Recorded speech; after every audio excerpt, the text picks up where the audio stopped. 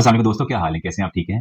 आज मैं बहुत दिनों के बाद लेके आया हूँ अपने भाइयों के लिए, अपनी बहनों के लिए जो सेल्स टैक्स का काम करने बहुत अच्छे तरीके से जानते हैं।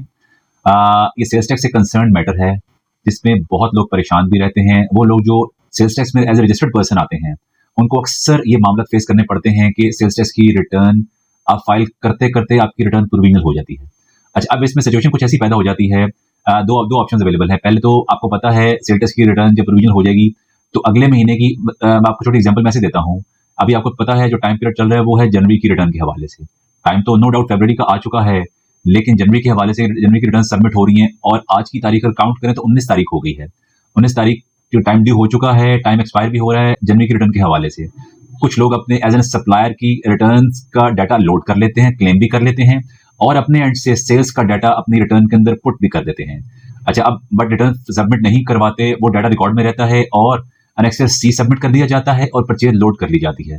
सिस्टम उसको कुछ दिनों के बाद 2 या 3 या 4-5 दिनों के बाद उसका स्टेटस चेंज करके उसको प्रोविज़नल फॉर्म में ले आता है।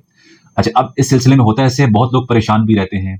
अब अगर तो रिटर्न में डाटा की फीडिंग के अकॉर्डिंगली आप अगर सेल्स टैक्स के हवाले से देखते हैं, तो जब आपने रिटर्न की सबमिशन के हवाले से सारी वर्किंग कर ली होती है, तो ऑप्शन सम टाइम ये भी आ जाती है कि आप रिवाइज़ फॉर्म में उसको ले आते हैं। रिवाइज़ फॉर्म की रिटर्न तो हमारे पास ये इख्तियारात हैं कि हम लोग कमिश्नर के पास दरख्वास्त देते हैं कि रिटर्न की रिवीजन अगले महीने की उसको टेक अप कर लिया जाता है।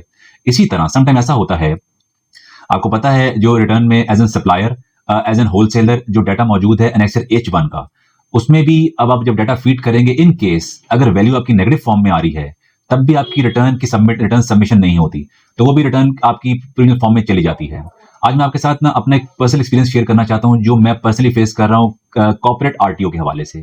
मतलब कॉर्पोरेट टैक्स ऑफिस में मैं पर्सनल जो मुझे फील करना पड़ रहा है, जो मेरे क्लाइंट को फेस करना पड़ रहा है, शदीद हैसल। आपको पता है इस सिचुएशन में जब काम लेट होता जाता है तो रजिस्टर्ड पर्सन फ्रस्ट्रेट भी होता है। कहते हैं शायद वो उसका क्लाइंट होने की हैसियत से वकील शायद खुद ये सारे प्रोसेस करवा रहा होता है।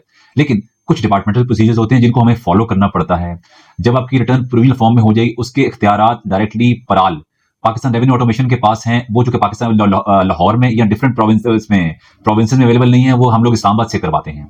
लेकिन थ्रू प्रॉपर चैनल आपको चलना पड़ता है। थ्रू प्रॉपर चैनल में अगर आप लेट्स से आपकी रिटर्न प्रोविजन हो गई है, रिटर्न सबमिशन नहीं हो रही और टाइम एक्सपायर होता जा रहा है, तो आप फर्स्ट इंस्टेंट जो स्टेप अडॉप्ट करते हैं वो है आप डायरेक्टली एप्लीकेशन फॉरवर्ड करते हैं थ्रू कमिश्नर को देते हैं। कमिश्नर उसकी बाकायदा स्क्रूटनी करता है, अपने ऑर्डर को एंगेज करता है। एंगेज करने के बाद वो डायरेक्टली डॉक्यूमेंट्स अपने चीफ कमिश्नर को सेंड कर देता है।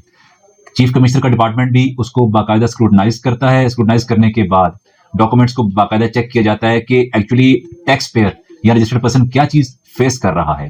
दोनों चीजें हैं। समटाइम आपको नेगेटिव बैलेंस की वजह से जो नेक्स्ट H1 में आता है वो आपको फेस करना पड़ जाता है, या अनलकीली आपकी रिटर्न लॉक हो गई है जो अनलॉक हो नहीं सकती।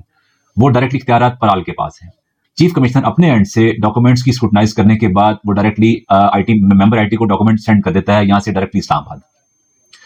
वो मेंबर ऑपरेशंस के साथ मिलके सेल्स टैक्स का डिपार्टमेंट वहां पे जो इस्लामाबाद में हेड ऑफिस है आपका एफबीआर का, डॉक्यूमेंट को बाकायदा तरीके से स्क्रूटनाइज करते हैं, चेक करते हैं कि क्या डॉक्यूमेंट की प्रॉब्लम उसको टैक्स पेयर को फेस करनी पड़ रही है। देन फिर वो मुतलका उसको चेक करने के बाद उसका पोर्टल ऑन करते हैं, देखते हैं क्या मेन इशू बंदा टैक्स पेयर फेस कर रहा है। जब ये प्रोसेस कंप्लीट होता है, डेफिनेटली इस टाइम पीरियड को अब हर डिपार्टमेंट से निकल के कमिश्नर ऑफिस से चीफ कमिश्नर के ऑफिस से निकलने के बाद जब मेंबर आईटी के डिपार्टमेंट जाता है, तो डिफरेंट टाइम पीरियड इसमें इन्वॉल्व हैं। कमिश्नर ऑफिस से भी कुछ दिन लगते हैं, इसी तरह चीफ कमिश्नर ऑफिस में कुछ दिन लग जाते हैं। इसी तरह हमारे जब इस्लामाबाद डॉक्यूमेंट जाते हैं उसमें कुछ टाइम फेस टैक्स पेयर को करना पड़ता है। इसके बाद जब ये प्रोसेस कंप्लीट हो जाता है तो देन डिपार्टमेंट अपने एंड से वर्किंग कंप्लीट कर लेता है, फिर वो फराल को डॉक्यूमेंट सेंड कर देता है। फराल की रिस्पॉन्सिबिलिटीज में चीजें आती हैं वो है अनलॉकिंग के हवाले से। जब डायरेक्टली आपका रिकॉर्ड अनलॉक होगा, अनलॉक होने के बाद आप रिटर्न की सबमिशन कर सकते हैं। फिर इख्तियारात मिल जाते हैं डायरेक्टली टैक्स पेयर को। ऑब्वियसली वो अपने आईडी पासवर्ड के सिलसिले से जो उसकी रिटर्न प्रोविजनल फॉर्म में पड़ी हुई है, एज एन ड्राफ्ट ही है, वो रिटर्न सबमिट नहीं हुई हुई, उसको अनलॉकिंग वाली पोजीशन में आ जाता है। उसका एक ऑर्डर पास होता है, ऑर्डर पास होने के बाद वो रिटर्न की सबमिशन कर सकता है। टैक्स पेयर को बाकायदा अपने तरीके से उसको मैसेजेस भी रिसीव होते हैं और उसको ईमेल भी आ जाती है कि आपका रिकॉर्ड अनलॉक हो गया है, आप रिटर्न सबमिट करवा सकते हैं। इस टोटल टाइम पीरियड के अंदर सम टाइम 2 महीने भी लग सकते हैं। ये वो ऑफिशियल टाइम पीरियड है जिसमें सम टाइम टैक्स पेयर को फेस करना पड़ता है। टैक्स पेयर की मजबूरियां, परेशानियां और उसकी फ्रस्ट्रेशन इस लेवल की बढ़ जाती है। आपको पता है पोर्टल की जो रिक्वायरमेंट है वो ये है कि दूसरे या तीसरे महीने में जाके सिस्टम आपको अनएक्टिव कर देता है। जब आपने 3 कंसेक्यूटिव रिटर्न सबमिट नहीं करवाई, तो एफबीआर के पास इख्तियार है कि पोर्टल से आपको सस्पेंड भी किया जा सकता है। इस चीज से बचने के लिए आपको इन चीजों को फेस करना पड़ता है कि जितनी जल्दी काम करवाया जा सके। अब इन मामलात को लेने के लिए टैक्स पेयर जब अपने वकील को अप्रोच करता है, वकील सारी प्रोसीडिंग मुकम्मल करने के बाद टैक्स पेयर के डॉक्यूमेंट्स हर लिहाज से मुकम्मल करता है और एंड तक जब तक पराल उसको ओके करके टैक्स पेयर को मैसेज फॉरवर्ड ना कर दे, उसकी जिम्मेदारी बनती है कि वो लाजमी उसकी रिटर्न की सबमिशन भी कराए और वो जो प्रोसीजर फॉलो किया जा रहा है कि अनएक्टिव हो गया है उसको एक्टिव करवाना है और उसका सिलसिला रेगुलर बेसिस पे करवाया जा सके। बहुत शुक्रिया।